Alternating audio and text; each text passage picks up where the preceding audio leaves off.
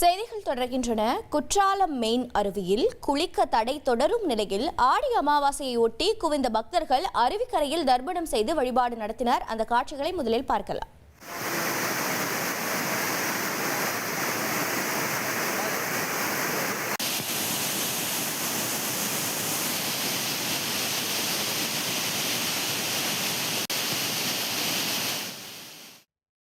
கூடுதல் விவரங்களை செய்தியாளர் தங்கம் வழங்கிட கேட்கலாம். தங்கம், வணக்கம்.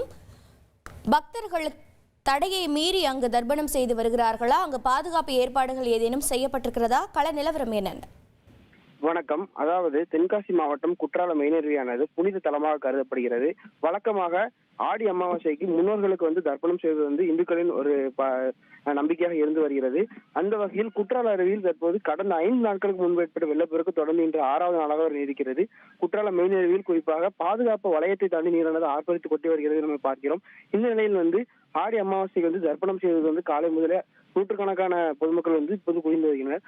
குறிப்பாக இந்த ஆடி அமாவாசைக்கு மாவட்ட நிர்வாகம் சார்பில் மாற்று ஏற்பாடு செய்யப்பட்டு அருவியின் ஒரு கரையில் நின்று பக்தர்களுக்கு அனுமதி வழங்கப்படும் என எதிர்பார்த்த நிலையில் நீர்வரத்தானது தொடர்ந்து அதிகரித்து வரும் நிலையில் இந்த அனுமதியானது தற்போது வழங்கப்படவில்லை.